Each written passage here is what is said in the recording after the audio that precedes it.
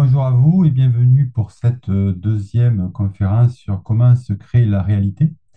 Je m'appelle Christophe Itier et je suis thérapeute holistique. Et comme je vous l'ai dit dans la première partie, ce que je vais vous présenter n'est pas du tout dans mes compétences habituelles. Moi, je suis plutôt dans le décryptage des comportements humains. Mais je m'intéresse depuis très très longtemps à tout ce qui est lié à la réalité, à comment se crée la réalité, qu'est-ce qu'est la réalité. C'est une passion parallèle à ce que je fais. Et j'avais envie de vous faire, voilà, partager toutes les découvertes que j'ai pu avoir sur ce thème-là. Alors aujourd'hui, on va parler un petit peu de physique quantique et de géométrie sacrée et voir surtout ce que ça peut nous apporter dans notre vie quotidienne. Parce que si on comprend vraiment ce qu'est la réalité et comment elle fonctionne, en fait, ça va changer beaucoup de choses dans notre vie. Ça peut changer beaucoup de choses dans notre vie, ça dépend de nous, mais c'est vraiment très important. Donc, on va voir comment on co-crée la réalité tous ensemble, comment on peut la transformer, l'influencer, comment cette réalité aussi nous influence. Et aussi, on verra comment on peut ralentir le vieillissement du corps. C'est possible. Je vous expliquerai comment faire. Alors, nous allons voir tout ça ensemble avec des supports visuels. Mais d'abord, je lance le générique.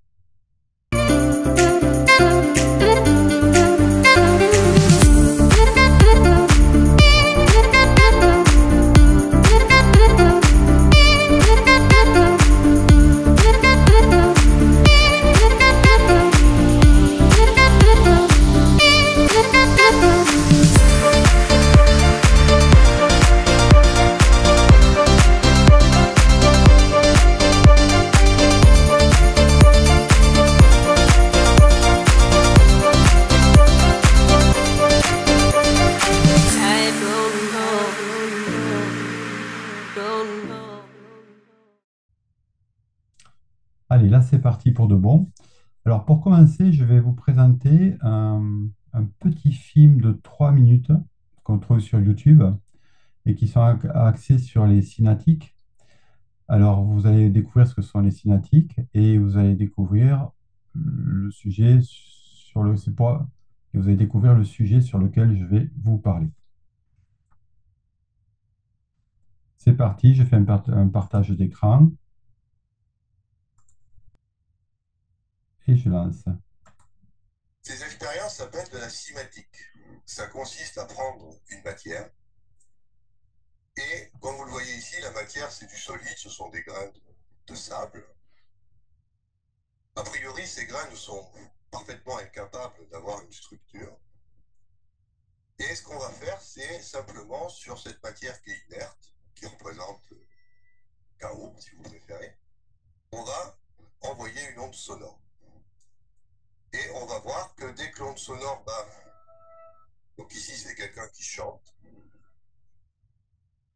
on va voir que cette matière, au lieu d'avoir cet aspect chaotique et complètement aléatoire, va adopter une structure.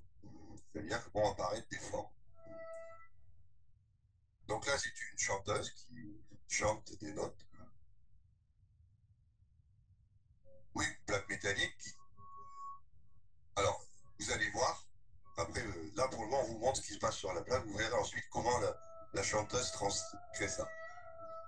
Donc là, on vous montre le grossissement des grains. Et on voit qu'effectivement, la matière réagit à la voix. C'est-à-dire qu'on est capable, par la voix, de faire apparaître des formes. Alors, plusieurs choses sont importantes pour comprendre cette expérience. C'est qu'on voit que quand on change la fréquence, on change la forme. Et attention, n'oubliez jamais que ce que vous voyez là dépend de deux choses. La fréquence à laquelle vous émettez le son, mais aussi la longueur de la plaque. Si vous changez la longueur de la plaque, il faudra changer la fréquence pour retrouver les mêmes formes. Donc là, c'est un autre système Vous avez un haut-parleur et vous mettez dessus donc un mélange d'eau et de maïzena. Alors pourquoi un mélange d'eau et de maïzena? Parce que ça donne une viscosité particulière. Et vous allez voir là l'importance d'avoir de l'eau. C'est que tout à l'heure, quand je n'avais pas l'eau, je n'avais que des formes planes. Maintenant, vous voyez qu'avec l'eau, qu'est-ce qui se passe? Je peux commencer à explorer la troisième dimension. Et si vous regardez ces formes, elles sont étrangement humaines. On a l'impression de bonhommes qui se déplacent. Et donc, vous voyez que ces formes denses, elles sont vivantes. Et qu'est-ce qu'il faut pour les rendre vivantes? Un son et de l'eau. Donc ça, on trouve ici la base de l'eau, c'est la vie. Vous comprenez que dès qu'on met de l'eau dans le jeu, c'est beaucoup plus intéressant. On fait déjà des trucs pas mal avec des grains de sable ou des grains de sel, mais quand on met de l'eau, c'est vraiment là où on voit apparaître des choses assez extraordinaires. Très bien. Alors là, ce qu'on vient de voir sur un petit film de 3 minutes, vous pouvez en voir d'autres et vous tapez Cinétique sur Internet, vous verrez plein de vidéos dessus. Et ce qu'expliquait ce monsieur, c'est que dès que vous mettez sur une plaque c'est des grains de riz, du sable ou n'importe quoi, de la poudre, et que vous faites vibrer, selon la vibration, vous allez voir apparaître des formes géométriques différentes. Et vous pouvez voir apparaître toutes les formes géométriques qui existent dans l'univers selon la vibration que vous mettez en place. Pour ça, ça donne beaucoup d'informations, notamment sur comment se crée la réalité, déjà. On sait qu'à la base, il y a une vibration, il y a un son, donc ça peut être la voix, ça peut être la musique, ça peut être des sons qu'on n'entend pas, des ultrasons ou autres. Et donc, euh, on va voir que la vibration, en tout cas la fréquence, crée la forme. Et ça, on le voit aussi en géométrie sacrée. La géométrie sacrée dit exactement la même chose. Et c'est sur ça que j'ai envie de vous amener. Mais n'allons pas trop vite. Pour commencer, je vais partager pour vous montrer un autre écran. On va voir les bases qu'on apprend en physique quantique. Alors, j'ai oublié de vous dire que tout ce que je vais vous dire aujourd'hui n'est que ma vision des choses, hein. Je ne dis pas, absolument pas que c'est la vérité, c'est ma vision, ma perception que j'ai aujourd'hui. Et cette perception, elle a été appuyée par des lectures, des expériences aussi que j'ai pu avoir personnelles, des intuitions, mais par des lectures comme Luminance, que vous pouvez voir ici, d'Olivia Bois, que je vous recommande, qui est un très très bon livre. Je me suis basé beaucoup sur ce livre-là. Vous avez Investigation sur le champ de conscience unitaire de David Wilcock, qui sont des expériences scientifiques. Il y a plus de 300 expériences scientifiques qui ont été faites entre les années 60, 40 et 90. L'ancien secret de la fleur de vie, voilà, qui est un livre culte de Drunvalo Melchizedek, j'ai du mal à le dire, Melchizedek, Drunvalo Melchizedek, Audition Ariane, qui est un très très beau livre, un très bon livre sur tout ce qu'on a sur la géométrie sacrée. Et vous avez aussi Que sait-on de la réalité, qui est tiré du film ou documentaire What the Beep Do We Know, que vous pouvez trouver sur Internet, qui est vraiment aussi passionnant et qui est une vulgarisation de la physique quantique. Donc, je vais partager un document que j'ai préparé pour vous. Voilà. Hop. Donc, dans quelle réalité vivons-nous? Alors, à l'heure actuelle, la recherche en physique quantique s'appuie sur trois observations. L'intrication particulière, c'est-à-dire que deux particules créées à même moment restent en communication permanente, même si elles sont espacées de milliards de kilomètres. Si j'altère l'ordre de la première et la deuxième, changera instantanément d'une manière identique. Si on considère que, d'après la science, tous les atomes ont été créés, ou les particules ont été créées d'un seul coup, en même temps, on peut considérer que toutes les particules sont en connexion instantanée, c'est-à-dire que dès qu'il se passe quelque chose à une particule, toutes les particules reçoivent l'information instantanément. On pourrait dire la vitesse de la pensée, puisque la pensée est instantanée, alors que la vitesse de la lumière prend un certain temps. Donc, pour dire que toutes les particules sont connectées ensemble, ce qui va former un certain réseau. On verra ça un petit peu plus tard.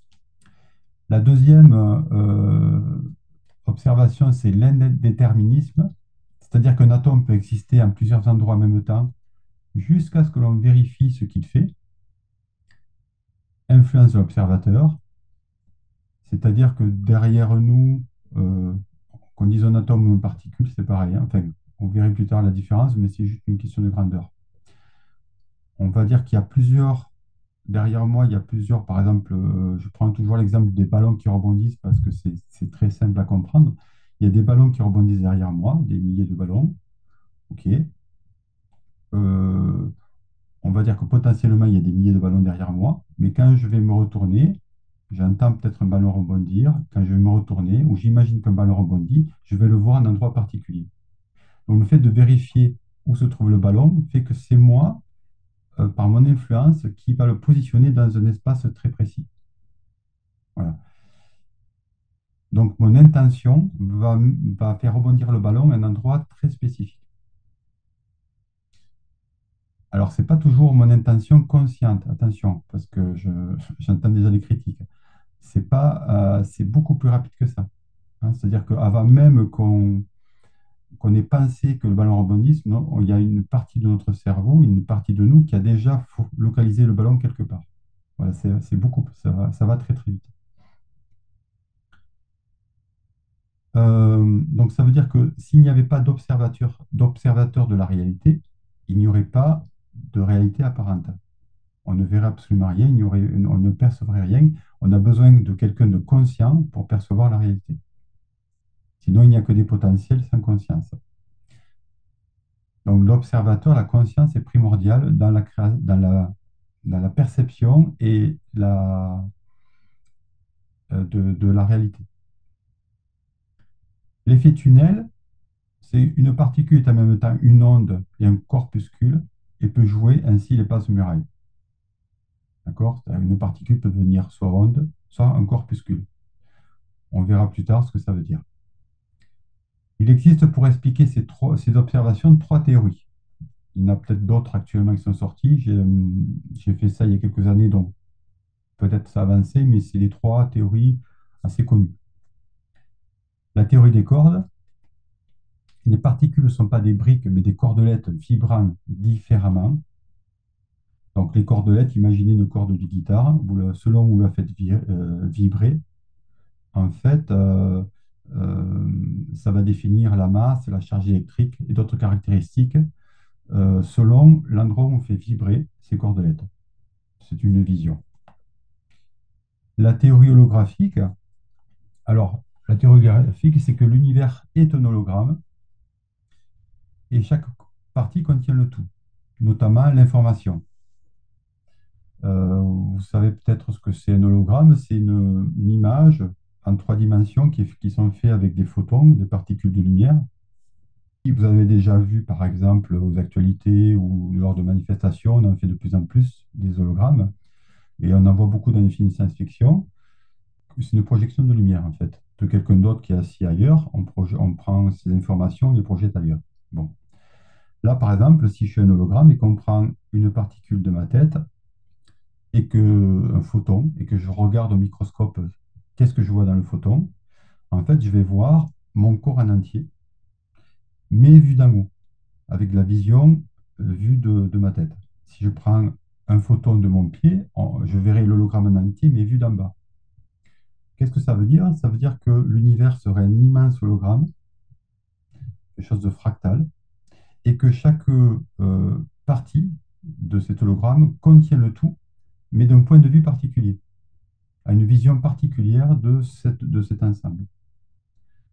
Et ce qui permettrait de pouvoir dire que tout est connecté, mais en même temps, tout a une spécificité et un regard particulier de la réalité. Ce qui est assez juste si on regarde bien. On a tous un regard particulier de la réalité puisqu'on est positionné dans un espace-temps particulier. hein. Là où je suis actuellement, il n'y a personne que moi. Et il n'y aura jamais personne d'autre que moi à cette place-là. Voilà, dans cet instant précis. Donc, je vois la vie à partir de cet instant précis. Et donc, ma personne de la réalité est particulière. Mais cependant, l'hologramme est une projection. Donc, cela implique il y a une autre réalité qui projette. C'est là où ça bloque un peu. Euh, la théorie des multivers, c'est encore une autre théorie. Elle décrit notre univers comme multiple, avec plusieurs réalités ou dimensions qui évoluent en parallèle. Alors ça, on le retrouve beaucoup dans l'ésotérisme, par exemple, avec des niveaux différents de conscience, avec des perceptions au niveau des chakras, qui sont des centres énergétiques. Selon le chakra, eh bien, on perçoit l'univers avec une réalité particulière. On peut le concevoir avec des différents niveaux de jeu virtuel. Vous savez, dans un jeu virtuel, vous avez des différents niveaux de jeu. Voilà, ça pourrait être des dimensions parallèles, hein, tout à fait, d'un jeu. La théorie de l'espace-temps ou du temps-espace, bon, ça c'est encore un peu compliqué, je ne vais pas trop en parler. Et cette théorie inclut la théorie des cordes et des micro-univers recroquevillés sur eux. Donc, les théories sont intéressantes. Je vais en aborder une autre qui n'est pas notée ici, mais que je vais développer petit à petit. En géométrie sacrée, on explique que la réalité, à l'origine, il y avait un point, une source, quelque chose. Et que cette source s'est projetée dans l'espace autour d'elle, dans 6 directions différentes, c'est-à-dire le haut, le bas, la droite, la gauche et devant, derrière. On peut voir ça ici. Donc l'octaèdre, c'est un octaèdre, puis le cercle est la première création de l'univers. Ils ont été créés à partir d'un point d'où est parti 6 lignes identiques, projection de l'esprit dans 6 directions. Donc un esprit a projeté son esprit dans 6 directions. En reliant les 6 extrémités des lignes, l'octaèdre est créé, puis en tournant sur son axe, il crée un cercle, puis une sphère. Donc imaginez un point ici qui se met à vibrer après avoir projeté tous ces points, à tourner sur lui-même à fond, et ça va créer un cercle, et puis dans toutes les directions, ça crée une sphère. Donc on dit que c'est la sphère et la première création de l'univers. Donc le point au centre, l'esprit, et le cercle tout. Puis ce cercle, ce point qui est au centre, cet esprit va pouvoir se déployer à l'intérieur du cercle qu'il a créé. Et il va se mettre, par exemple, sur une partie du cercle et il va se dupliquer. C'est-à-dire qu'il va recréer exactement la même chose. Donc, il va créer un autre cercle qui passe toujours par le centre du premier cercle. D'accord? Et puis, donc, il a créé un autre soi, un clone de lui-même, mais qui est toujours en connexion avec le premier cercle. Et puis, il va reproduire exactement la même chose en se mettant dans l'intersection que cela va créer. Il va retrouver un autre cercle. Et ainsi de suite. Et ça va créer 6 cercles autour du premier cercle. C'est pour ça qu'on l'appelle le dessin de la Genèse, qui est constitué de 6 sphères pénétrant une sphère centrale. Les 6 jours de la Genèse. Dieu a créé l'univers en 6 jours. Et le 7 jours, il s'est reposé. Bon. C'est la géométrie sacrée explique la même chose à sa manière. Donc là, une fois que les 7 cercles sont là, sont créés, vous avez une autre, cela est entouré par une membrane et vous avez un deuxième niveau de cercle. Donc le premier niveau, c'est celui qui a été créé au départ, ici. Et là, vous avez un deuxième niveau de cercle. Et puis, tous ces cercles vont se déployer d'une manière fractale et vous allez avoir d'autres niveaux de cercle qu'on peut voir ici, qu'on appelle l'œuf de vie. Là, vous l'avez en 3 dimensions. Alors là, c'est écrit la fleur de vie, mais c'est une erreur, hein, c'est l'œuf de vie. Euh,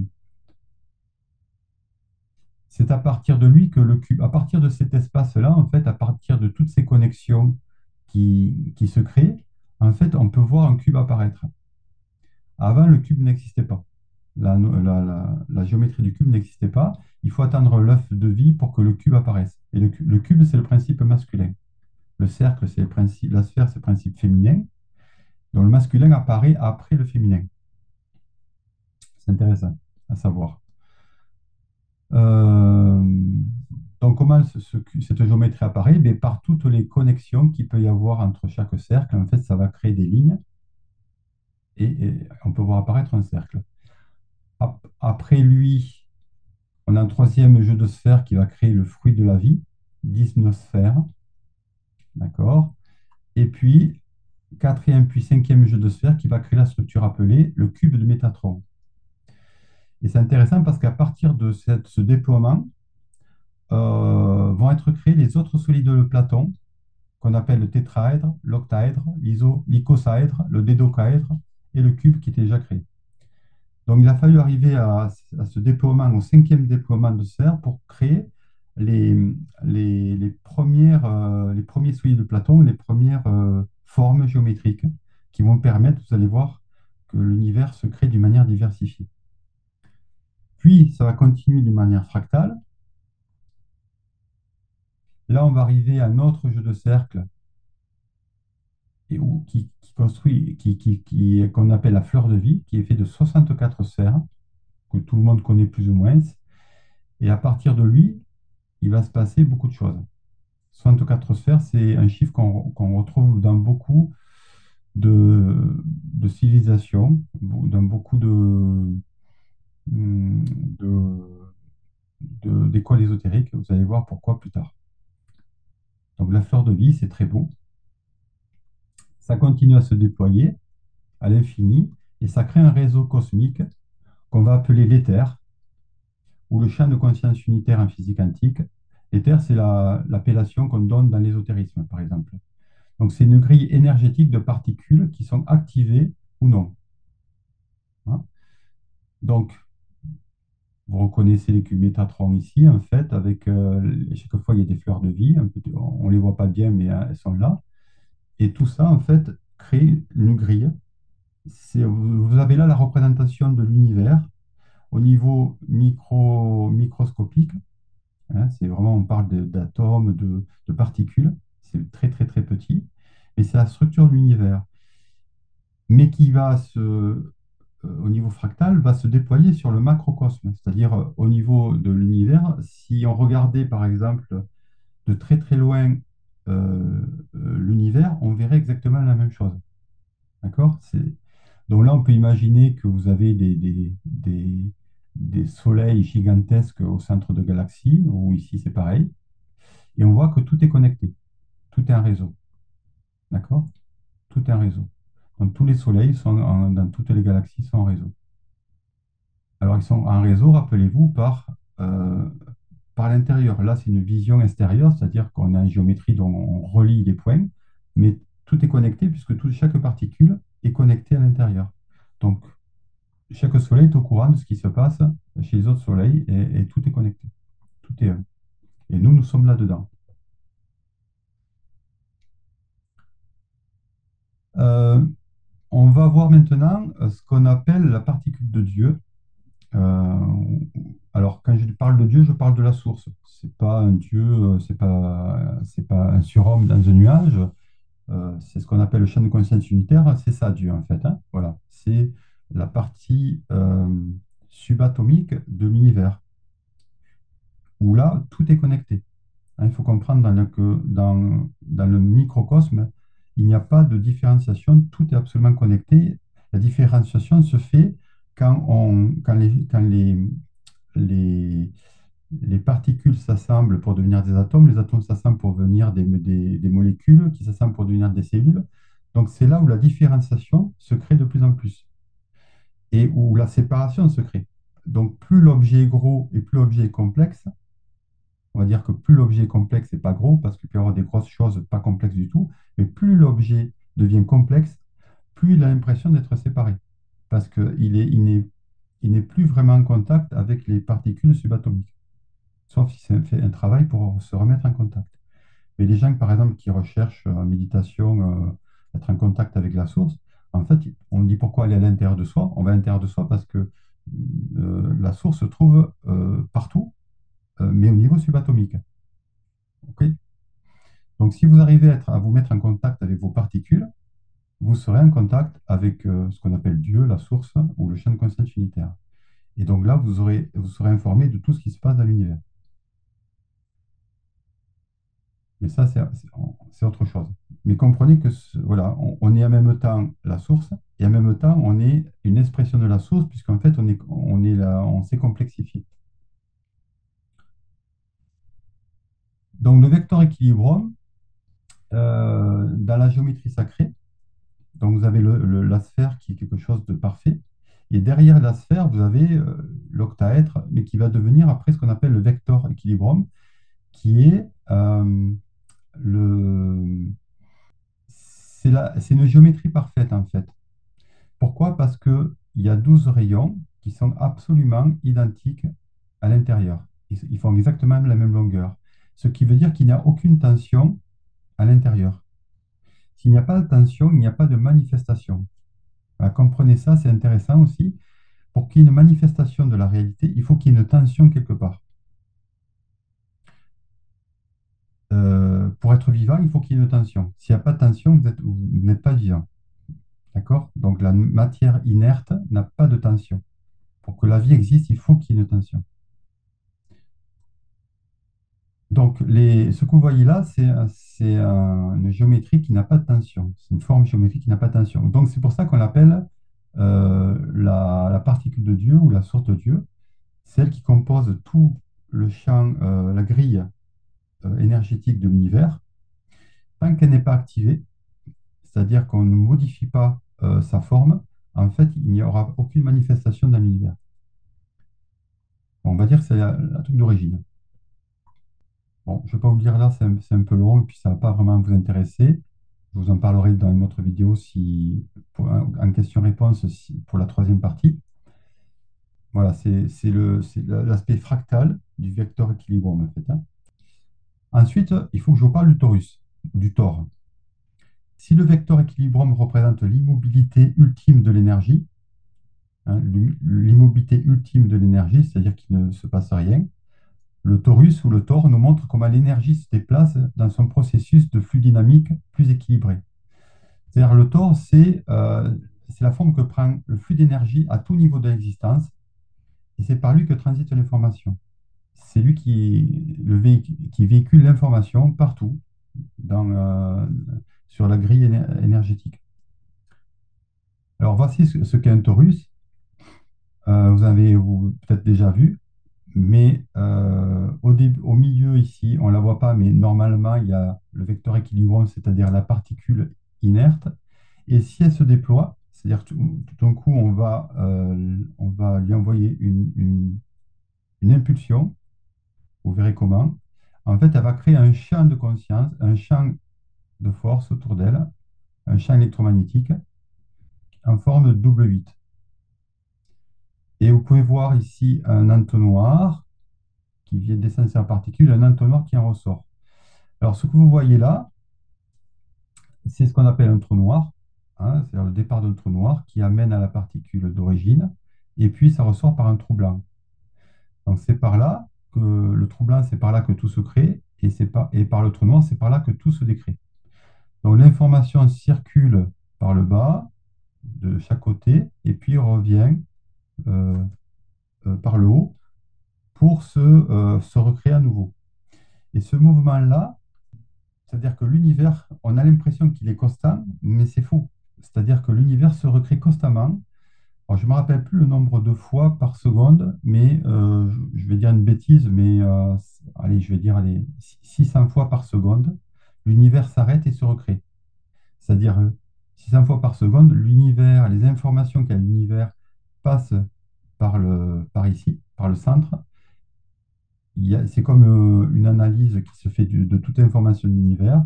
Il y a une recréation de l'univers qui se refait d'une manière. C'est un Big Bang perpétuel. On parle beaucoup du Big Bang. À un moment donné, il y a eu un Big Bang à une certaine époque et que l'univers a été recréé à partir du Big Bang. Mais en fait, le Big Bang est perpétuel, mais au niveau microscopique. Il y a aussi un Big Bang, on va dire, macroscopique, c'est-à-dire qu'au niveau de la galaxie, par exemple, vous avez aussi un torus, Ce qu'on voit des galaxies, c'est la partie horizontale du torus. On ne voit pas la sphère.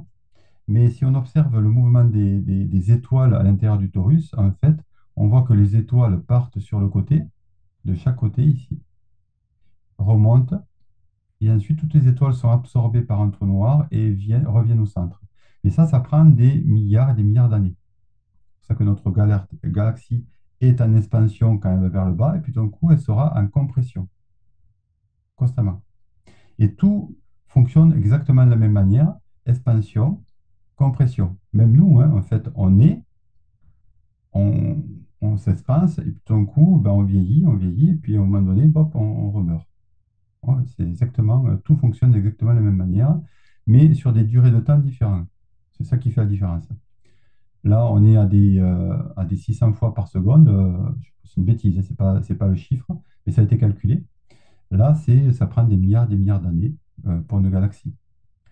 Et le torus, c'est intéressant parce que cette forme torus, on la retrouve absolument partout. Vous voyez par exemple une pomme. Si vous ouvrez une pomme en deux, vous allez voir le centre de la pomme, vous allez voir sept pépins. Parce qu'il y en a un qui est déplacé, mais il se devrait être au centre autour de six pépins. Et la pomme est un torus en fait, hein. C'est la forme électromagnétique avec l'œuf de vie au milieu. Vous voyez ici des poumons. Ben, vous voyez toujours le centre du torus, en fait. Alors, on ne voit pas la partie basse, on voit que la partie haute. Et là, on voit le champ électromagnétique est tout autour avec la partie gauche et la partie droite. Pareil au niveau du cœur, vous voyez encore un torus.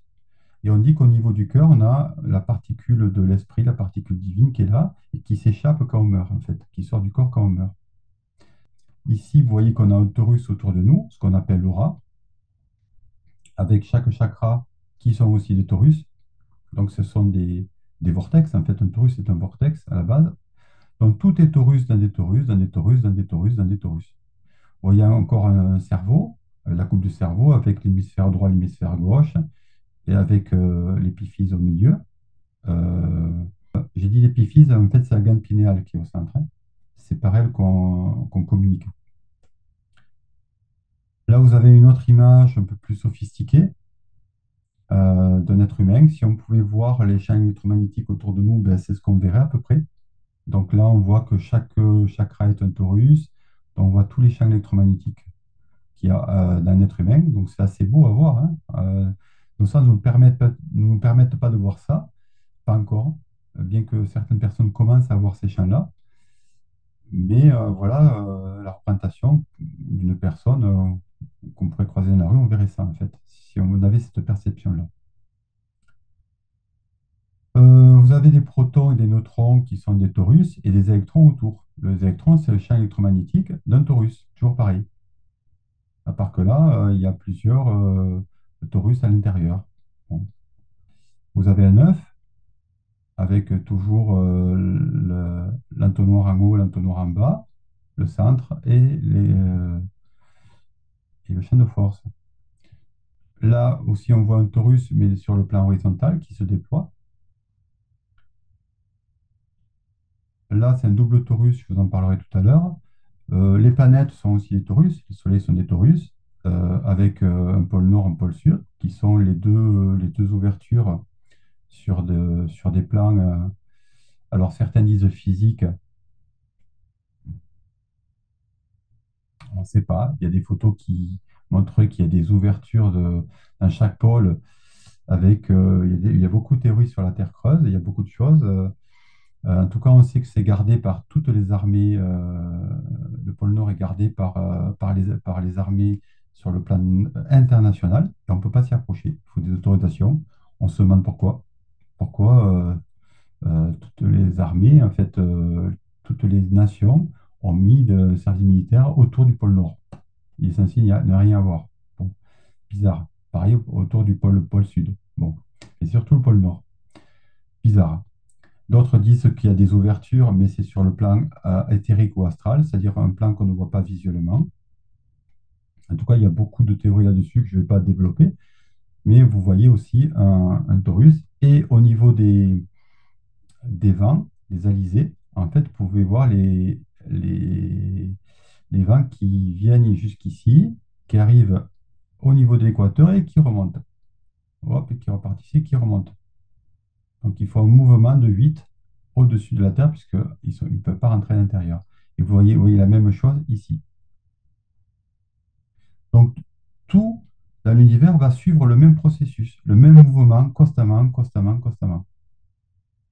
Je verrai si j'en ai d'autres à vous montrer. Peut-être j'en trouverai un petit peu plus tard, mais vous pouvez prendre par exemple un champignon.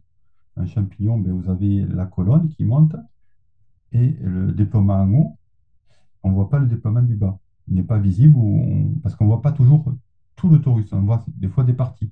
Quand vous voyez une tornade, par exemple, vous voyez les deux entonnoirs, mais vous ne voyez pas le tour. Des fois, on voit le tour, des fois, non. Et au centre au centre de la tornade, on dit qu'il y a rien qui bouge. C'est un silence absolu. Voilà. Ça aussi, c'est des informations intéressantes.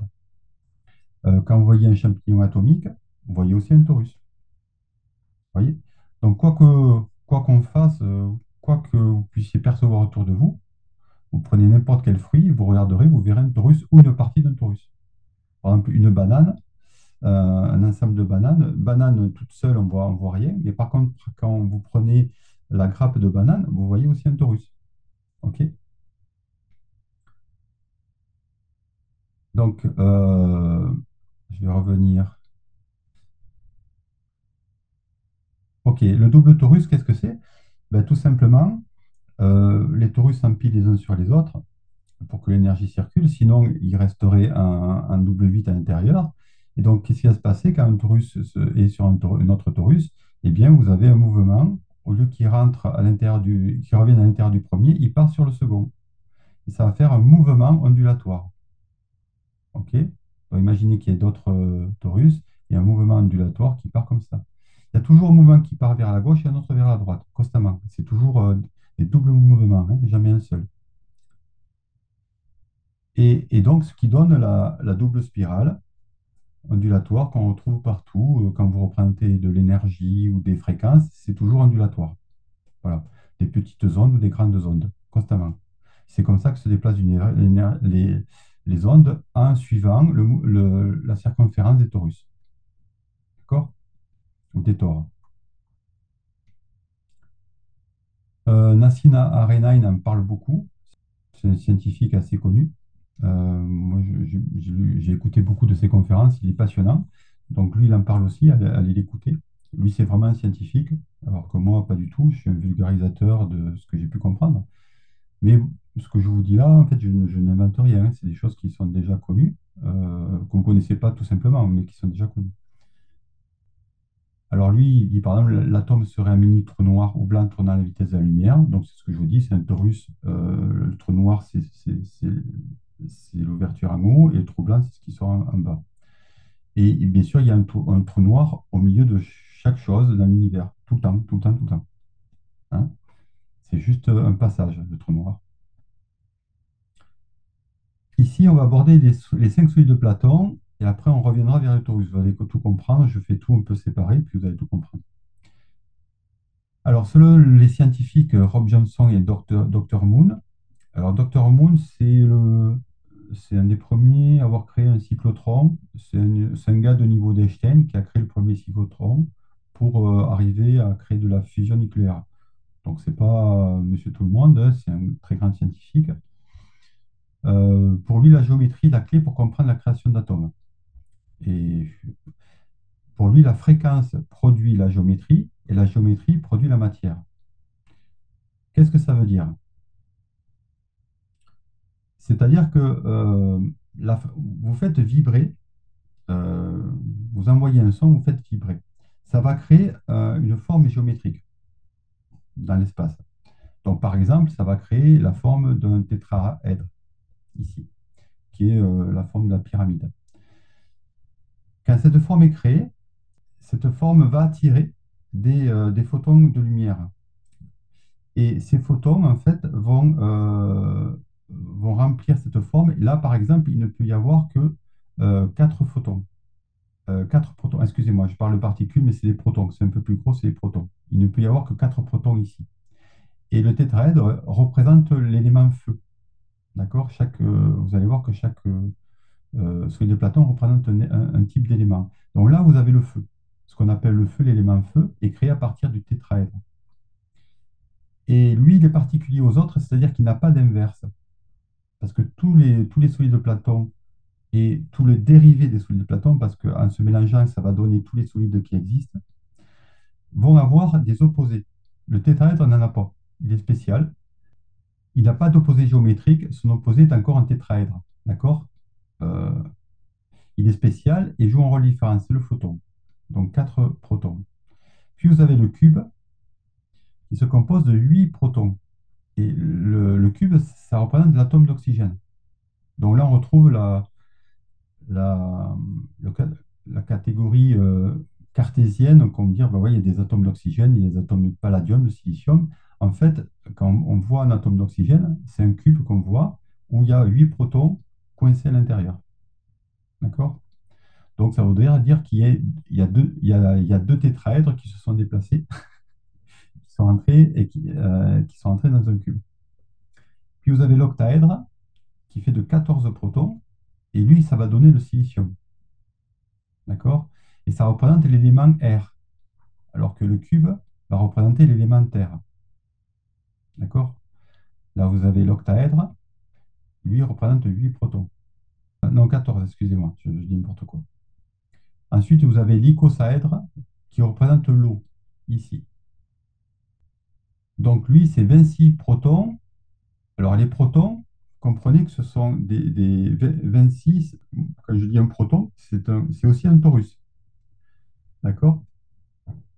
Mais dans notre langage scientifique, on dit des protons, des neutrons, mais c'est des torus particuliers. C'est-à-dire, c'est ce que je vous disais au début, vous avez un premier œuf de vie, et puis à un autre niveau, ça donne le cube métatron, et ainsi de suite. Donc, c'est des niveaux dans des niveaux dans des niveaux. Et donc, selon qu'on va en profondeur, à l'intérieur des protons, on dit qu'il y a des quarks. En fait, c'est encore un autre niveau de torus plus petit. Hein. Et là, par exemple, ça va donner le palladium. Excusez-moi, l'icosaèdre va donner le fer. Et le dodécaèdre, qui représente l'éther, quand 6 protons, va donner le palladium. Et ensuite, tous les mélanges qu'il va y avoir entre ces formes géométriques vont donner d'autres formes géométriques qui vont donner tous les autres atomes que l'on connaît. Donc, le changement vibratoire change la forme géométrique et avec elle le nombre de protons que contient un atome. C'est-à-dire que si on fait vibrer à une certaine vitesse, tout d'un coup, il y a le tétraèdre qui apparaît. Et donc, là, il y a 4 protons qui rentrent à l'intérieur. Il ne peut pas y avoir plus. On continue à faire vibrer ce tétraèdre un peu plus haut et hop, il se transforme en cube. Et là, il y a 8 protons qui peuvent rentrer à l'intérieur. On transforme encore plus et ça devient un dodécaèdre, si je ne dis pas de bêtises. Un octaèdre, excusez-moi. OK, on fait vibrer davantage, ça devient un dodécaèdre et un icosaèdre, et ainsi de suite. Donc, ça veut dire que si nous, on est composé de cubes, ce qui est le cas, on est composé d'eau essentiellement, et d'atomes d'oxygène, donc beaucoup d'eau chez nous. Donc, on a une majorité de cubes. Si on se met à vibrer beaucoup plus haut, en fait, notre corps va se transformer et on va devenir silicium, de la silice, du cristal. Donc, notre corps sera fait de cristal. D'accord? Curieusement, c'est justement ce qu'on dit, c'est-à-dire qu'on se rend compte qu'aujourd'hui, les enfants qui naissent, certains enfants ont plus de silicium qu'avant. Parce qu'on a une partie en silicium dans notre corps, mais on a beaucoup de carbone. Et on se rend compte qu'en fait, les enfants qui naissent ont plus de silicium. C'est-à-dire que plus tard, au fur et à mesure des générations, au fur et à mesure de l'évolution, on aura de plus en plus de silice à l'intérieur de nous. Ce qui nous permettra de recevoir beaucoup plus d'informations. Parce que là, par notre carbone, notre corps est limité par les informations qu'on reçoit, puisque en fait, on ne peut pas en recevoir beaucoup. À partir vous voyez, le cube en reçoit 8, l'octaèdre, ça va être 14. Donc, on va doubler le nombre d'informations par rapport à la structure moléculaire de notre corps. Et si on continue à vibrer plus haut, on va recevoir 26 puis 46. peut imaginer qu'il va y avoir, on va se transformer en homme de fer, je ne sais pas, je dis une bêtise, ou en palladium, je ne sais pas. Mais en fait, on peut modifier notre structure subatomique. On peut comprendre aussi que ce qu'on appelle les alchimistes, ils peuvent changer le plomb en or en faisant vibrer le métal pour qu'il devienne autre chose, en fait. C'est toujours la même méthode. C'est toujours en augmentant la vibration qu'on modifie la matière. Donc, le changement vibratoire change la forme géométrique et avec elle le nombre de protons que contient un atome. Un atome d'oxygène peut devenir un atome de silicium. Il suffit de changer la vibration qui va attirer plus de protons. On passe de 8 à 14. Donc, c'est comme ça que les changements s'opèrent dans la matière par la vibration. Donc, c'est une clé importante à comprendre. Là, ce que vous percevez, ce sont des cellules humaines. Vous voyez encore un torus. Puis là, ça se déploie, ça se déploie, ça se déploie. Et tout d'un coup, un nouveau déploiement, on va avoir un nouveau torus qui va apparaître. Hein, toujours pareil. Quand on arrive à 64 cellules, hop, on passe à un nouveau stade. La création d'un fœtus de division cellulaire en division cellulaire. Donc, nous commençons tous par une sphère et un ovule, puis nous devenons un mini-torus à 2, puis un tétraèdre, 4 cellules, puis un cube, 8 cellules, puis 2 cubes, 16, puis une sphère, 32, ensuite une sphère de 8, 64. Voilà. Donc, ça suit toujours le même processus. L'univers est mathématique, géométrique, il n'est pas surprenant. Si vous comprenez ça, pareil, une fleur, comme la manière de se déployer d'une fleur est toujours de la même manière. C'est 1, 2, 4, 8, 16, 32, 64. Voilà. Le chiffre 64 se retrouve partout dans le monde, le calendrier Maya, le Viking, l'arbre de vie des kabbalistes, les 64 tablettes sumériennes. Il faut 64 codons pour encoder notre ADN, etc., etc. Donc, on voit que c'est récurrent. Ce n'est pas quelque chose qui est particulier. L'ovule devient donc un torus et l'amalgame de cellules devient une sphère parfaite. Ensuite, le pôle nord descend vers le pôle sud et réciproquement créant un tube. Cette métamorphose en forme de pomme est appelée la morula. Puis l'espace creux à l'intérieur devient les poumons, le pôle nord la bouche, le pôle sud l'anus et tous les organes internes se forment à l'intérieur du tube qui passe par le milieu du corps. Alors, je dis ça tout à l'heure. Les 5 solides correspondent aussi aux 5 premières notes de la gamme musicale. Les deux autres notes sont composées donc, le vecteur équilibrium et du dodécaèdre rhombique. Difficile à dire. Si l'on rajoute les 5 notes noires, puis la 13e note, qui est la première de la note suivante, on obtient les 13 polyèdres correspondant à la gamme complète.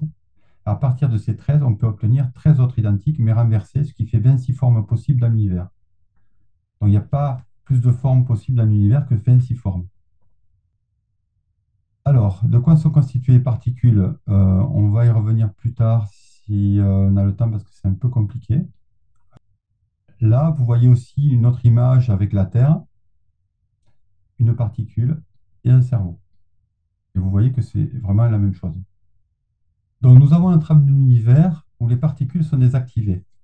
Donc, je vous ai parlé tout à l'heure, il y a des particules, le vecteur équilibrium, par exemple, vous avez un vecteur équilibrium ici, ici, ici, ici, sur une trame qu'on a vue tout à l'heure, et elles sont désactivées, c'est-à-dire qu'il n'y a pas de manifestation, zéro manifestation. Et tout d'un coup, on envoie une charge magnétique. Une charge magnétique, c'est quoi? Vous envoyez une pensée. C'est-à-dire vos pensées sont des charges magnétiques. Et par vos pensées, vous allez créer plouf, un champ électromagnétique un torus autour de la particule. Ce torus, ce champ magnétique va attirer d'autres particules, d'autres protons, et qui va se remplir à l'intérieur du torus. Et ça va devenir un atome d'hydrogène ou de particule. Voilà. C'est-à-dire, selon sur quoi on se focalise, on va créer un atome particulier. Par exemple, là, je peux, dans ma main, par exemple, créer un atome d'oxygène dans ma main. Voilà, ça, je peux le faire. Tout le monde peut le faire. Il suffit de se concentrer avec une intention de dire je veux créer un atome d'oxygène. Voilà, vous pouvez vous y aller si vous voulez. Simplement, vous ne le verrez pas parce que c'est au niveau microscopique. Mais vous avez créé un atome d'oxygène. Donc, pour créer des choses au niveau microscopique, mais pour créer des choses beaucoup plus grosses, il faut énormément travailler la concentration. Et c'est là que ça devient intéressant pour nous. En fait, on est tout le temps en train de créer la réalité autour de nous sans s'en apercevoir, parce que en fait, on envoie constamment des impulsions. Notre champ subatonique envoie constamment des impulsions à travers nos pensées, nos désirs et notre émanation. On considère qu'on envoie à peu près 400 milliards de bits d'informations par seconde. On en est conscient que de 2000 sur 400 milliards de bits d'informations. C'est pour ça qu'on ne voit absolument rien, on ne perçoit pratiquement rien. Donc on est constamment en train de recréer la réalité autour de nous 600 fois par seconde, constamment, constamment. On recrée ce qu'on connaît déjà, mais on ne s'en aperçoit pas. Ça va trop vite. Et ce n'est pas fait d'une manière consciente. On crée, mais on ne sait pas comment on fait en fait. D'accord? Et c'est intéressant de le savoir. Pourquoi? Parce que quand on est, par exemple, on rentre dans un univers qui est déjà créé, puisque les premiers, on va dire, la première entité consciente a déjà créé quelque part son environnement, et avec d'autres personnes, ils ont co-créé ensemble un environnement, et nous, on arrive dans cet environnement-là, qui est notre repère, et on continue, en y adhérant, à co-créer exactement la même chose, ok, inconsciemment. Donc c'est pour ça que les choses évoluent que très très lentement, parce qu'il faut toujours des nouvelles manières de concevoir la réalité pour la modifier. C'est toujours des gens qui ne voient pas les choses comme les autres qui font évoluer la réalité. C'est jamais des gens qui sont conservateurs. C'est toujours des gens qui ont des idées nouvelles qui n'appartiennent pas à ce qu'on leur a inculqué, qui modifient petit à petit la réalité. C'est eux, c'est pas les autres. Sinon, on serait tout le temps, on serait depuis longtemps à l'âge préhistorique. Il n'y aurait rien qui aurait bougé. Il y a toujours des gens qui arrivent et qui amènent une vision nouvelle. Cette vision nouvelle contamine les autres petit à petit et la réalité se met à se modifier autour de nous. Vous connaissez peut-être plus ou moins ce qu'on appelle la loi d'attraction, qui dit qu'on attire à nous les choses qui résonnent avec nous par rapport à ce qu'on émane. En fait, on émane euh, une vibration, et cette vibration nous revient pour nous montrer ce qu'on est en train d'émaner. Donc l'univers, l'atmosphère que vous avez autour de vous, l'environnement que vous avez autour de vous est en correspondance avec ce que vous émanez. Simplement, je vous le dis, je le redis, on n'est pas conscient de ce qu'on émane.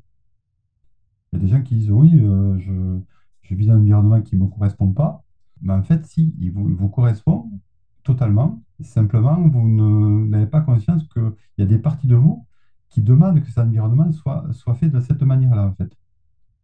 Vous n'en avez pas conscience. Il n'y a qu'une petite partie qui, elle, aimerait avoir un autre type d'environnement, mais elle n'est pas assez puissante pour contrecarrer l'autre partie qui est inconsciente. Vous comprenez? Donc, on est beaucoup géré par ce qu'on appelle l'inconscient ou le subconscient. Le subconscient, ça appartient à nos ancêtres, à toutes nos lignées. Et il y a l'inconscient qui est l'inconscient collectif. Et notre conscient est tout petit par rapport à ça. Donc, si vous voulez modifier votre environnement, il faut que votre conscient devienne beaucoup plus puissant. C'est-à-dire que vous arriviez à ne plus être influencé par tout ce qu'on vous a inculqué depuis que vous êtes né. Vous voyez le boulot. Hein. Il faudrait sortir de nos habitudes qu'on a mis en place depuis très longtemps et arriver à dire ben, maintenant, je veux que ce soit comme ça. Voilà. Et là, vous commencez à modifier la réalité autour de vous. Et on le fait hein, constamment, en fait. Hein, si vous vous rendez compte, chaque fois que quelque chose vous fait souffrir, vous en avez marre de vivre une situation, en fait, vous changez. Voilà. Vous passez, vous changez d'environnement. Ça, c'est ce qu'on appelle un peu la loi d'attraction. Bon. Mais ça va beaucoup plus loin que ça. C'est pas simplement changer d'environnement ou attirer des personnes particulières. Non, nous créons vraiment la réalité. C'est-à-dire tout ce que, même la matière physique, qui n'est pas du tout physique. Si vous avez compris que, qu'en fait, tout ça ne sont que des torus dans des torus dans des torus, donc ce n'est que de l'énergie. Donc il n'y a pas de matière physique. La matière physique est une vision particulière qui est liée à la dimension dans laquelle on est. Par exemple, quand je touche mes mains, j'ai l'impression que c'est physique. En fait, ce sont juste des champs de force qui se repoussent, ok, qui me donnent la sensation que c'est physique. Mais ça me permet de voir quelque chose que je peux palper. Si j'avais pas ça, en fait, s'il n'y avait pas ces champs de force, je serais, ma conscience individuelle n'existerait pas. Je serais perdu dans tout, en fait, dans ce monde vibratoire. Je saurais tout et je saurais rien.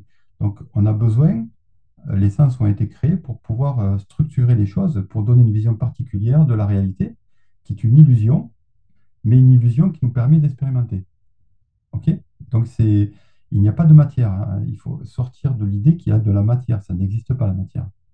C'est juste des vibrations qui se sont solidifiées, enfin, qui sont solidifiées, qui ont augmenté leur masse. Et vous verrez ça un petit peu plus tard. La rotation des vortex sont devenues beaucoup plus rapides, ce qui fait que ça donne une sensation de masse. Voilà. Je vais vous expliquer ça tout à l'heure. Mais comprenez que la charge magnétique, voilà, va donner une information, une intention, et vous allez commencer à créer une réalité d'une certaine manière. Bon. Une charge magnétique pensée est appliquée, activant un des cœurs désactivés. La troisième dimension est alors générée. Dès lors, les particules n'est pas seulement liées au tout, mais aussi à son environnement proche. C'est-à-dire que avant qu'elle soit activée, en fait, la particule est en contact avec le tout. Mais dès qu'elle est activée, elle va créer, je vous dis, un champ de force particulier pour garder l'information à l'intérieur du champ de force.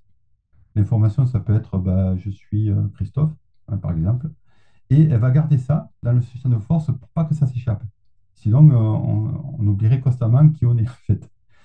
Et donc, toutes les informations qu'on envoie sur une personne, par exemple, fait que ça va rester dans ce champ de force et ça va créer une entité qu'on va appeler Christophe, par exemple, et qui va donner une conscience particulière. Voilà.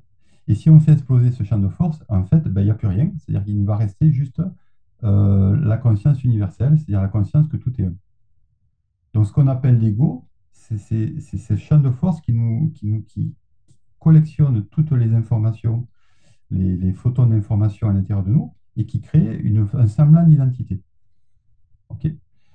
Et ce semblant d'identité va est sur plusieurs niveaux. C'est-à-dire, il y a le niveau physique, mais il y a aussi le niveau astral, le niveau mental, et ainsi de suite.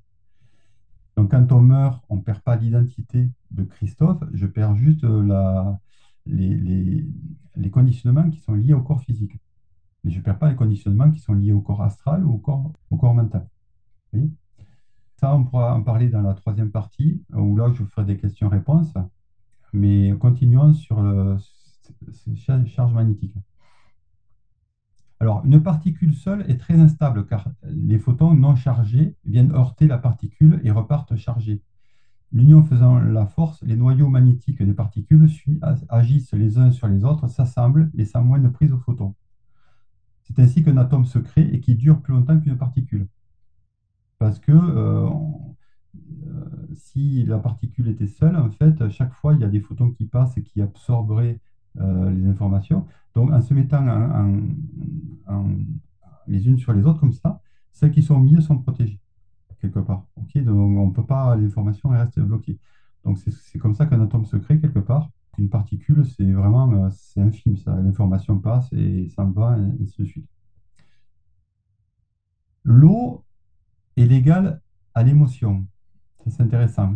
C'est l'émotionnel qui lie les atomes à molécules. Si les photons est l'étincelle de vie de toute vie, l'eau est le véhicule des émotions. Dans une structure inerte, les atomes sont assemblés tels des pièces de Lego. Dans une structure vivante, leur assemblage sont influencés par les molécules d'eau qui permettent la communication entre particules. Tous les groupes de molécules d'eau ne se valent pas, ils véhiculent des informations différentes et des degrés émotionnels différents. On peut rendre émotives des structures dites inertes en y incorporant la vibration de l'eau dans la cinquième dimension de leurs particules. Donc, si vous rajoutez de l'eau à quelque chose d'inerte, c'est un peu ce que vous avez vu dans le petit film, c'est-à-dire un rajout de l'eau avec de la maïzena, et vous avez l'impression que la vie s'anime et qu'il y a des émotions, en fait, qu'il se passe quelque chose, en fait. Ok. Qu'il y a un mouvement de vie, voilà. Donc, l'eau est très importante dans notre corps, c'est pour ça qu'on en a beaucoup. On est composé à peu près de 80% d'eau, voire plus, je pense beaucoup plus. Et c'est grâce à l'eau que les émotions peuvent circuler à l'intérieur de nous. L'eau et l'émotion, c'est la même chose. Hein, dites-vous que c'est le plan astral, c'est exactement la même chose. Ce sont des synonymes. L'eau fige l'émotionnel, elle a une mémoire. Ce sont les émotions qui fixent la mémoire. D'accord? Quand on parle du plan mental, on dit que le mental, ce sont les pensées, la mémoire. Non, c'est l'eau. Le mental, c'est l'air. Et c'est l'eau qui fixe les émotions. Donc, plus vous avez de l'eau à l'intérieur de vous, enfin, plus vous êtes en connexion avec votre eau, plus vous avez une mémoire excellente. Sans eau, il n'y a pas de mémoire. D'accord? Dites-vous ça. Sans eau à l'intérieur de vous, la mémoire disparaît. L'eau relie le psychisme et le physique de chaque être ou intelligence émotive. Donc, l'eau est très importante pour nous. Et si vous connaissez les expériences des motos, un professeur qui a montré que selon la vibration que vous envoyez sur une molécule d'eau, en fait, elle se structure et se déstructure. Donc, si vous envoyez des émotions d'amour, vous voyez la molécule qui se structure et qui devient magnifique. Si vous envoyez de la haine, elle se déstructure. Donc, c'est vrai que les émotions sur notre corps sont vraiment très, très importantes. Et ce que je peux vous dire aujourd'hui, que vous verrez tout à l'heure par la suite, c'est que si nous n'avions que des émotions positives, eh bien, en fait, notre corps vieillirait pratiquement pas, d'une manière très, très, très lente. Ce sont les émotions négatives qui font en sorte de déstructurer la reproduction de nos cellules, en fait. Parce que elles vont envoyer, je ne me rappelle plus comment ça s'appelle, mais des genres de pics, hein, ça porte un nom, qui vont déstructurer légèrement la cellule qui va se reproduire. Elle sera de moins bonne qualité que la première. Alors que si on était toujours dans un état de paix profonde et d'amour profond, en fait, on ne vieillirait pratiquement pas. Donc le vieillissement est dû essentiellement aux émotions négatives, mais pas que, c'est aussi la qualité moléculaire de votre corps. Voilà. Mais l'eau est vraiment très très importante. Donc à chaque fois que vous avez des émotions négatives, vous vous flinguez, c'est-à-dire que vous vieillissez plus vite que les autres, en fait, hein. Donc moins vous avez d'émotions négatives, moins vous vieillissez vite. Donc reprogrammer l'eau positivement amène des guérisons, oui, ça a été prouvé aussi. Quand vous êtes malade, pratiquement, c'est parce que vous avez déstructuré vos molécules à l'intérieur de vous, dont les molécules forment les organes, et ainsi de suite. Donc, c'est toujours à travers les émotions négatives qu'on crée des maladies, ou par l'empoisonnement de métaux lourds ou autres, qui sont autre chose, qui créent des fréquences. Ces métaux créent des fréquences à l'intérieur de nous qui déstructurent nos molécules. Mais en dehors des ondes qu'on peut nous envoyer de l'extérieur ou qui sont projetées de l'intérieur à travers des métaux lourds, et les émotions négatives, il n'y a pas de cause de maladie. Pour moi, je dis bien pour moi. D'accord? Donc, si vous comprenez ça et que chaque fois que vous avez quelque chose qui ne va pas, vous regarderez toujours, il y a eu une tension, un stress, quelque chose qui a provoqué tout le temps une déstructuration énergétique intérieure de vous qui a par la suite créé une tension, quelque chose au niveau d'un organe. Voilà. Donc, la médecine ayurvédique, chinoise, indienne, dit exactement la même chose, hein, je n'invente absolument rien. Voilà. Il n'y a que notre médecine qui est assez récente, hein, euh, qui est à l'opposé de ça. Et c'est pas très étonnant d'ailleurs, hein, puisqu'en fait, la médecine est plutôt voit l'être humain comme une machine. euh, donc nie totalement l'aspect énergétique et vibratoire de l'être humain. Voilà. Donc à partir de là, c'est un peu normal qu'elle fonctionne comme elle fonctionne. Mais elle ne voit l'être humain qu'à travers de la chair, de l'os et des muscles. Voilà. Donc une machine. C'est une vision particulière, qui n'est pas la mienne, mais bon. Donc tout peut être créé à n'importe quel instant dans l'univers. Il suffit d'appliquer une source magnétique, donc l'énergie du corps, et une source lumineuse, qui est le désir, l'intention, le niveau de pensée dirigé en mode θ ou delta. Alors, le mode θ ou delta, c'est le mode vibratoire dans lequel on est quand on est en très très détendu, un peu en état d'hypnose ou proche du sommeil. Et c'est souvent les guérisons s'opèrent pendant la nuit quand notre cerveau se met en mode delta. Voilà, c'est la nuit tout le temps quand vous êtes malade, vous allez dormir. Et le lendemain, ça va beaucoup mieux parce que les guérisons s'opèrent à ce niveau-là. Donc, quand vous voulez créer quelque chose, il faut le faire en état de relaxation profonde. C'est beaucoup plus efficace que si en état de conscience normale. C'est pour ça qu'en hypnose, on vous met dans un état θ, c'est-à-dire proche du sommeil. Et si on vous envoie des suggestions, en fait, elles sont beaucoup plus actives que si on vous le dit comme ça en vous parlant de but en blanc. Elles vont avoir plus d'influence puisque vous les captez davantage, beaucoup mieux. Donc, il suffit d'appliquer une source magnétique dont l'énergie du corps, c'est ce que vous émanez, et une source lumineuse, désir, intention, niveau de pensée dirigé. OK? Ça, c'est intéressant, mais bon, ça. Alors, on va y venir ici. La vibration du torus, du tor, détermine les différents niveaux vibratoires, du visible à l'invisible.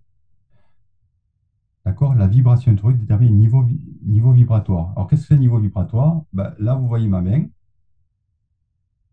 Je la fais vibrer très très vite. Je la bouge très très vite. À un moment donné, vous la voyez plus. D'accord? Bon, j'arrive pas à le faire, c'est pas assez rapide, mais vous avez vu le concept, en fait. C'est quelque chose qui vibre plus vite, donc vous ne le percevez plus. Ces niveaux vibratoires produisent les différentes formes géométriques qui donnent les différents types d'atomes. Ça, vous l'avez compris. Il faut savoir aussi que les vibrations rapides passent entre les vibrations plus lentes. D'accord? Donc, plus vous avez des vibrations hautes, plus vous allez influencer les vibrations basses. C'est-à-dire qu'on dit souvent qu'une personne qui a des vibrations positives est aussi puissante que 1000 personnes qui ont des vibrations basses. Pourquoi? Parce qu'en fait, les vibrations positives sont émises par le cœur. Le cœur a un champ électromagnétique 1000 fois plus puissant que n'importe quel organe. Alors que les émotions négatives ne partent pas du cœur, elles partent des autres chakras, du ventre ou du chakra au niveau du thorax. Ce n'est pas le même niveau vibratoire. D'accord? Donc c'est pour ça qu'on dit que les émotions positives, l'amour, la paix, la compassion, sont beaucoup plus puissantes que les émotions négatives. Vous divisez le nombre de la population, 7 milliards, vous divisez par 1000. Si cette personnes se mettent à se concentrer positivement sur un monde futur idyllique d'une certaine manière, bah, ça dépasse les 7 milliards de personnes. C'est-à-dire que ça sera aussi puissant que 7 milliards de personnes. C'est aussi efficace. Vous voyez, donc si vous comprenez ça, ça veut dire que l'information que vous engrangez continuellement dans votre esprit détermine la réalité que vous allez créer dans le futur. Puisque ce n'est qu'une continuité du passé. Donc, si à partir de maintenant, il y avait 1 million de personnes qui se mettaient à penser positivement et que positivement, à visualiser un monde positif, eh bien, en fait, le monde changerait pratiquement instantanément. C'est-à-dire que tout ce qui était négatif s'arrêterait et on irait dans un monde positif. Voilà. Et c'est ce qui, à mon avis, va se passer à un moment donné, qui va faire qu'on va passer très rapidement à notre manière de concevoir la réalité. Pour le moment, ça ne se passe pas, puisque, en fait, les gardiens de notre monde euh, qui sont plutôt dans des vibrations basses, font tout pour empêcher cela et font tout pour nous garder dans une vibration basse à travers constamment, nous gardant constamment dans la peur. Donc, ils créent constamment des événements dans le monde pour nous garder dans la peur. Voilà, c'est la stratégie qui est là depuis très très longtemps, puisque ce sont des gardiens axés là-dessus. On est dans un monde particulier où, quand on vient dans ce monde-là, en fait, on a une épreuve à passer. Et l'épreuve, justement, c'est d'aller dépasser ses peurs, dépasser ses émotions négatives et ne rester que dans des émotions positives. Mais pour ça, il faut comprendre comment le monde fonctionne. Si vous ne comprenez pas ça, vous n'y arriverez pas. Et même en le comprenant, c'est compliqué puisqu'en fait, les émotions négatives sont constamment répandues autour de nous dans le champ de conscience. Donc, comme je dis dans la première vidéo, selon l'information que vous faites rentrer à travers vous, à travers la réalité ou les films ou n'importe quoi, en fait, vous engrammez, vous créez constamment la réalité future. Donc c'est pour ça qu'il est très très important de paramétrer, en tout cas, tout ce qui rentre à l'intérieur de vous, toute information qui rentre à l'intérieur de vous, et que ce soit les émotions ou les pensées, de les choisir et ne pas être contaminé par les émotions ou les pensées négatives. Et s'il y a de plus en plus de personnes qui font ça, qu'on arrive à une certaine masse, je vous dis à peu près 700 millions de personnes, eh bien, en fait, le monde du futur se manifestera. Il n'y a pas de surprise par rapport à ça, c'est absolument mathématique. Voilà. Mais rester constamment dans un état de paix intérieure est quelque chose de très difficile dans notre monde. Mais voilà, si vous avez assez de vivre dans ce monde totalement corrompu, parce qu'il est vraiment totalement corrompu, où tout est inversé, que vous voulez vivre un monde beaucoup plus humain, eh bien, en fait, vous savez quoi faire. Suffit de travailler votre paix intérieure et d'harmoniser toutes les sous-personnalités intérieures de vous qui ne sont pas harmonisées. Donc ça, c'est le travail que je fais, d'harmoniser toutes les sous-personnalités, c'est-à-dire vos parents, votre père, votre mère, vous enfants, que tout le monde soit en paix à l'intérieur de vous pour que vous puissiez vous déployer. Et c'est comme ça qu'on augmente le niveau vibratoire. Tant que c'est pas fait, en fait, vous êtes dans des vibrations plus ou moins basses, ce qui fait que la matrice dans laquelle on est peut vous influencer à tout instant. Voilà, elle a par l'inconscient, en fait, elle vous dirige et vous vous en rendez même pas compte. Donc, on a vu ça dernièrement à la dernière crise. En fait, c'était une énorme jeu de manipulation de la matrice qui a fait que ça a mis tout le monde KO, enfin beaucoup de personnes KO, et qui a engrangé une variation du futur vers quelque chose d'assez catastrophique. Voilà. Si on ne modifie pas ça, en fait, on a projeté un univers qui est vraiment carcéral, hein, un peu à la chinoise. Donc, on a encore à peu près 10 ans pour modifier ça, parce que en fait, ça fait partie des cycles. Parce que tout est cyclique, hein. Alors, je vais vous remontrer. Je vais revenir sur un Taurus. Alors, le Taurus le plus adapté, c'est celui-là. Voilà. Qu'est-ce que c'est les cycles? En fait, bah, c'est le mouvement dans ces fameux Taurus, en fait. Voilà. Donc, cycle de création, d'expansion, puis cercle de déstructuration de la matière, d'une société, d'un rapport, d'une relation avec quelqu'un. Voilà, c'est un cycle inévitable de déstructuration ou de transformation pour recréer quelque chose de nouveau. Voilà. Alors, ces cycles peuvent prendre des dixièmes de seconde, une minute, 10 minutes, un jour, 10 jours. Un cycle respiratoire, en fait, on est toujours dans des cycles.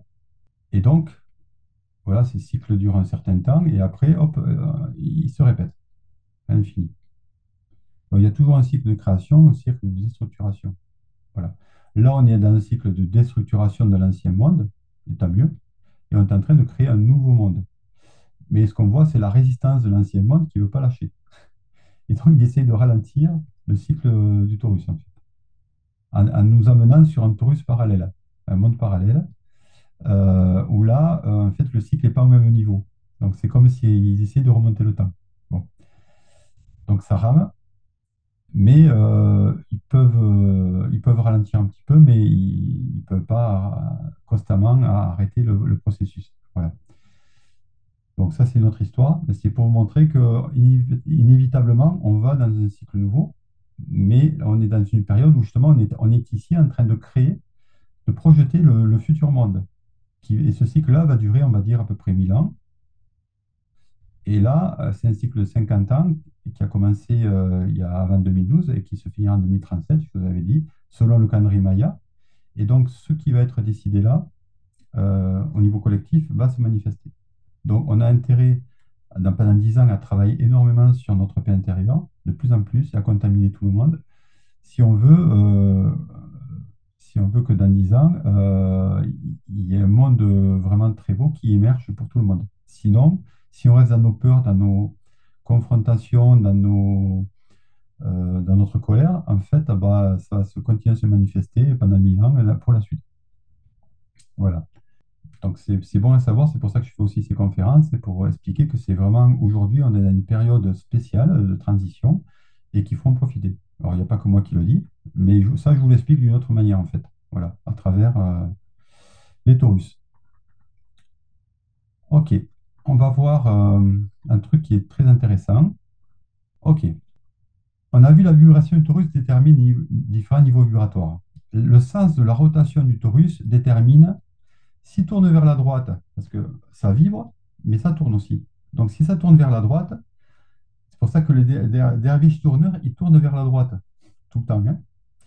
Pourquoi? Parce qu'ils recherchent à accélérer à rajouter du mouvement en plus du mouvement des torus qui tournent à peu près presque à la vitesse de la lumière, mais pas loin. Donc si on tourne nous-mêmes sur place, en plus, on donne un mouvement de plus qui nous apporte encore plus de stabilité.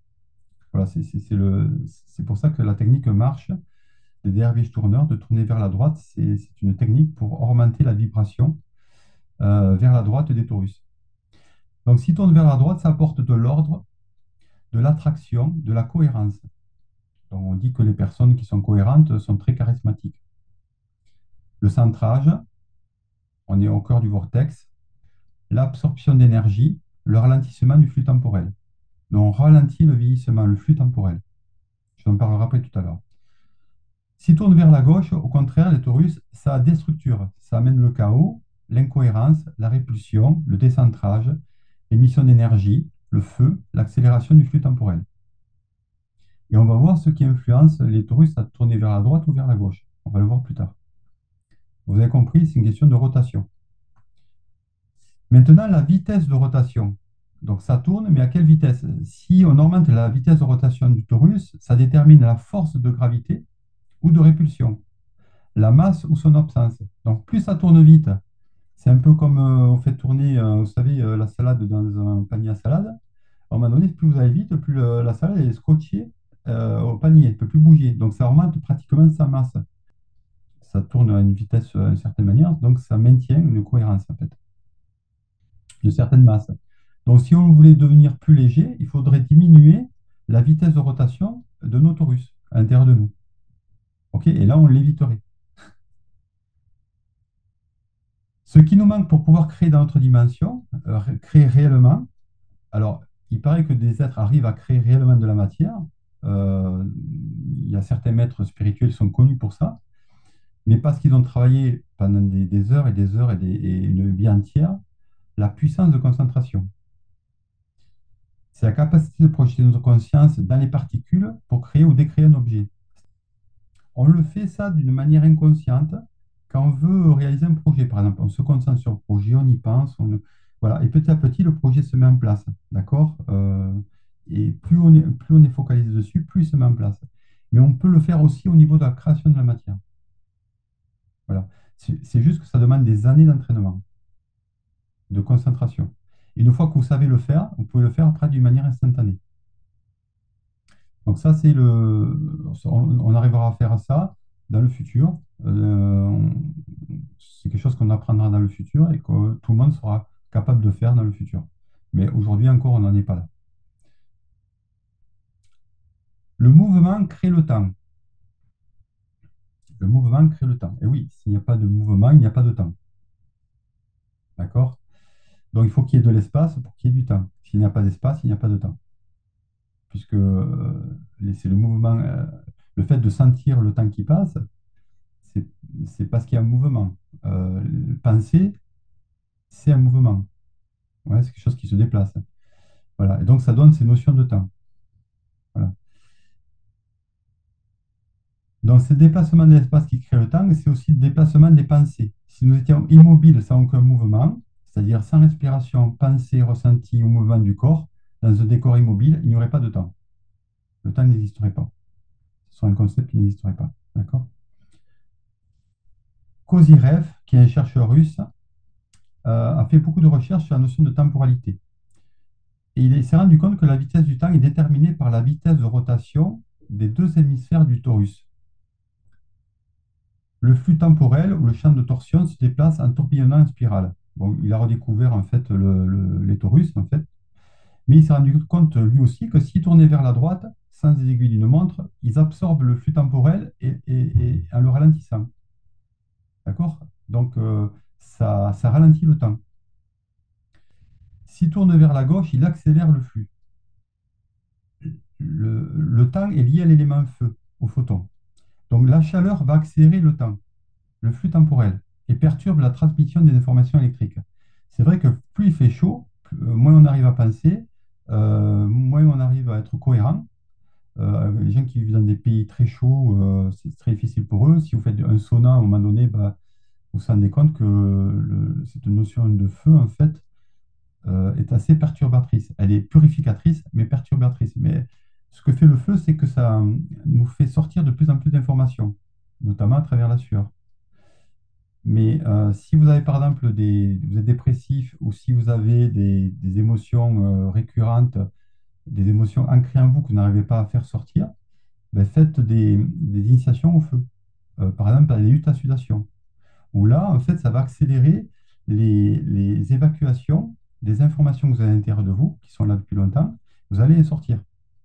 Voilà. Donc le feu, c'est toujours lui qui est là pour purifier en fait ce qui est ancré en vous depuis longtemps. Ça accélère les évacuations. On est tout le temps en train de perdre des informations, mais le feu accentue cette perte. Donc, le feu amène de l'agitation, de la passion, un mouvement incessant, du stress. OK? Et le feu est la conséquence d'une libération de photons. Les photons, c'est de l'information. Photon, information. Dû au sens du déplacement gauche du vortex. Donc, quand vous mettez le feu à une bûche, vous la faites chauffer et à un moment donné, ça fait tourner les vortex sur leur gauche, à l'intérieur de la bûche, et toute information part de la bûche. Donc, ce que vous voyez s'évaporer, en fait, c'est toutes les informations qui se barrent. Et à la fin, donc, vous voyez le temps de la bûche qui s'évapore. La bûche qui devait durer, la bûche de bois qui devait durer pendant, je sais pas, 10 ans, là, hop, vous l'avez fait vieillir prématurément et elle se barre. Et tout le temps se barre, en fait. Donc, le feu, c'est l'information qui se barre. C'est pour ça qu'on brûlait les cathares à l'époque. Pourquoi? Parce qu'on ne voulait pas que l'information reste sur notre sphère et qu'elle puisse être captée par des médiums ou par d'autres personnes. Donc, on brûlait l'information pour qu'elle se barre ailleurs, pour pas que la mémoire des cathares puisse s'installer ou qu'on puisse capter la mémoire. Donc, ça n'a pas marché puisque la mémoire, ça a été transmise par d'autres moyens, mais c'était le but. C'est-à-dire que ces personnes, sans savoir ce qu'elles faisaient, enfin, elles savaient que ça évacuait la mémoire, mais elles ne savaient pas de quelle manière ça évacuait. Donc, je vous explique que c'est parce qu'on fait tourner les vortex vers la gauche. Et au contraire, le froid ralentit le temps. D'accord? Cristallisation, croissance, observation, centrage. C'est la cryonisation, je ne sais pas si je le prononce bien, en fait, arrête le vieillissement. C'est pour ça qu'il y a des gens qui se mettent qui se font refroidir quelque part pour arrêter le temps, parce que s'ils ont des maladies, ils espèrent que plus tard, on aura trouvé une solution. Donc le froid ralentit le temps et le chaud l'accélère. C'est intéressant ça aussi, à savoir. Donc selon ce que vous mangez, si vous mangez par exemple des choses acides, c'est du feu, donc ça accélère votre vieillissement. Si vous mangez plus des choses basiques, ça le ralentit. Hein. Donc basique, c'est froid, acide, c'est chaud. La molécule du sucre est droitière car elle tourne en spirale dans le sens des aiguilles d'une montre. Les sucres, les viandes, tous les produits acidifiants absorbent, détournent l'énergie du corps unitaire de votre corps au lieu de fortifier votre ADN qui a besoin de lumière pour se fortifier. Donc, tous les produits acidifiants absorbent ou détournent l'énergie de votre corps et au lieu que cette énergie aille dans votre ADN, en fait, ça part après dans vos selles, en fait. Donc, manger quelque chose d'acide, comme manger du sucre, ça absorbe l'énergie en vous, à l'intérieur de vous. D'accord? Donc, ce n'est pas vraiment une bonne chose. Alors que le sel va plutôt projeter cette énergie à l'intérieur de vous. Donc, le sel est bien mieux que le sucre. Les produits basiques et le sel augmentent le flux temporel et participent à votre santé. Le tout est de trouver un juste équilibre entre avoir un pH équilibré. Donc il faut manger un peu des deux pour avoir un pH équilibré. Le feu désagrège l'eau qui maintient l'information dans sa structure. C'est toujours la même chose. Vous faites brûler de l'eau, l'eau maintient l'information. Donc vous la faites brûler, elle s'évapore, pop, l'information se barre.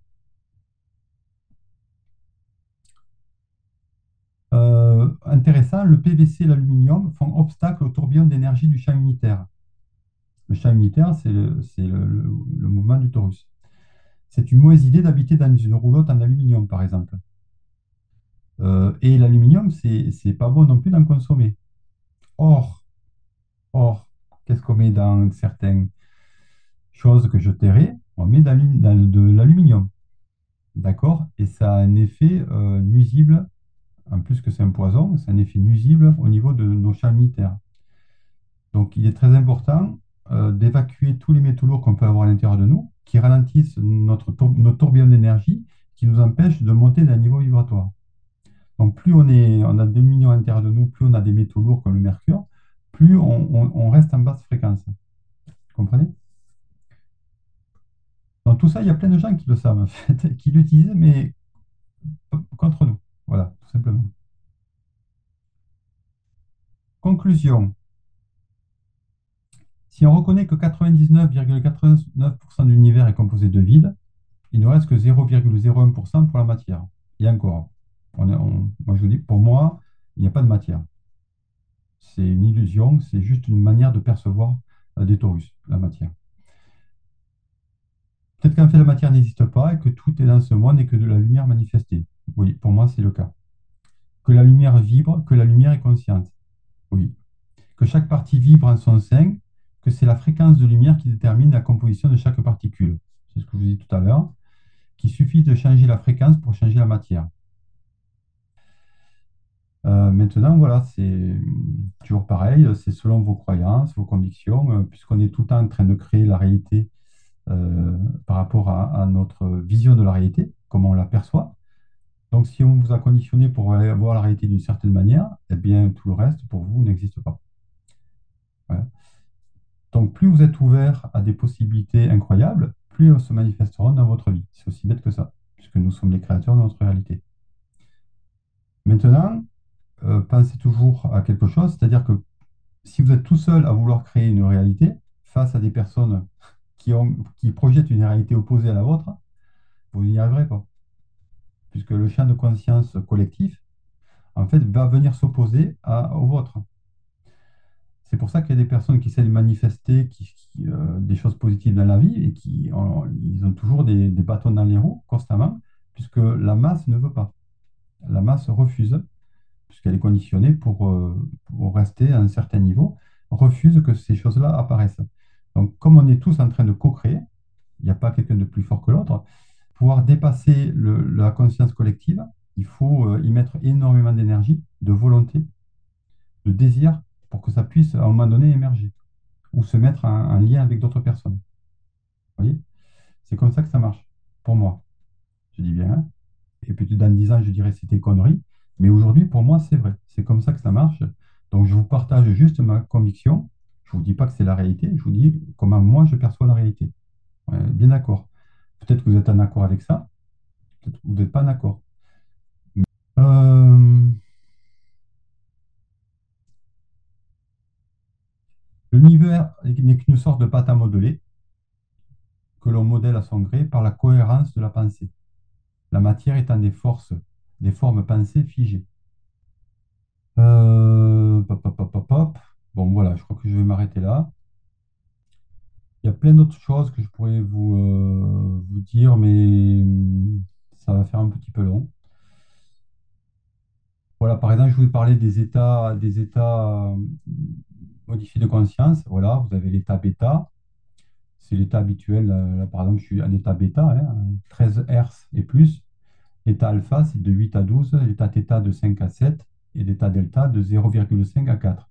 Et c'est là vraiment que les guérisons, les conversions de rêve ou le sommeil profond, c'est dans le sommeil profond en fait qu'on guérit. Voilà.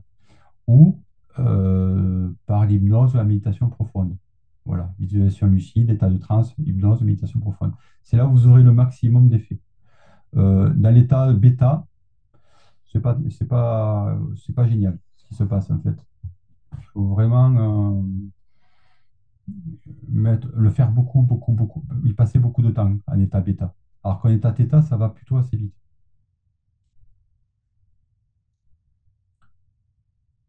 Hop, hop, hop, hop.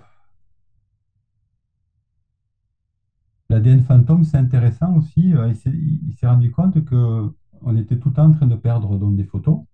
Et donc, ces photons, en fait, on pouvait les voir avec certains lasers assez précis, certains appareils photo, on pouvait les voir.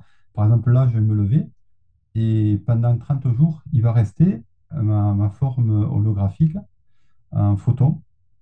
C'est tous les photons que j'aurais laissés qui vont rester là pendant 30 jours jusqu'au moment où ils vont disparaître. Tchac, tchac. Voilà. Et donc, ça laisse une traînée énergétique. Et donc, si quelqu'un s'assoit tout le temps au même endroit, régulièrement, eh bien, en fait, il va laisser de plus en plus de photons, donc c'est-à-dire d'informations. Ça va devenir comme une forme pensée. Et vous, vous allez vous asseoir à sa place et vous allez vous sentir différent. Tiens, j'ai des pensées différentes de ce que j'ai habituellement, ou je me sens différent. Moi, je l'ai vécu ça avec mon père, par exemple. Mon père s'assied toujours à la même place. Et quand il est décédé, ben, j'ai pris sa place. Et en fait, chaque fois que je m'asseyais à la place de mon père, j'avais l'impression d'être lui. J'arrivais à comprendre comment il voyait les autres, en fait. Et c'était très rigolo. Et comme je connaissais ADN Fantôme, je n'ai pas été surpris, puisqu'en fait, j'ai dit, bah oui, c'est logique, en fait, ça m'influence. Et donc, c'est ce qu'on appelle aussi les égrégores, hein. Les égrégores dans les maisons ou dans tout ce qui existe, en fait, vous arrivez à des endroits où vous sentez des énergies particulières, des trucs. En fait, c'est toutes des informations qui sont restées dans les murs, dans les objets, voilà, et qui fait que ça a une influence, en fait. Mais au bout d'un moment, ça s'évapore, mais ça prend des années. Ça dépend, comme une fois, ça a été 1000 ans. Si vous êtes passé une vie dans une maison, avant que l'information s'échappe, ça prend beaucoup, beaucoup de temps. Sauf si vous faites un nettoyage. Voilà, il y a des énergéticiens qui viennent, qui font un nettoyage pour enlever les informations des murs ou des objets, par exemple. Voilà. Euh, donc ça aussi, c'est pas compliqué. En fait, c'est de la science pour moi, hein. C'est juste qu'on ne la voit pas, mais c'est très logique. Ok. Bon, je vais m'arrêter là parce qu'après, je pourrais parler pendant des heures, mais c'est pas le but. Donc, ce que je vais faire, je vais vous proposer une troisième vidéo, une troisième conférence. Ce ne sera pas une conférence, ce sera des questions-réponses. Ou par rapport à tout ce que je vous ai dit dans la première et la deuxième vidéo, vous pourrez venir poser des questions et on échangera ensemble tout ce que vous n'avez pas compris, vous voulez approfondir. J'essaierai de vous apporter un complément d'information par rapport à ma compréhension et je ne sais pas tout voilà, pour vous expliquer certaines choses, des choses que vous n'aurez pas compris qui pourraient vous aider. Voilà. Donc, je mettrai un lien avec cette vidéo pour vous dire à quel moment ça va se passer. Et puis, voilà, on se retrouvera sur ce lien-là et à tel moment. Et puis, voilà, on passera un petit moment ensemble à échanger là-dessus. À bientôt et merci de votre attention. Le partage.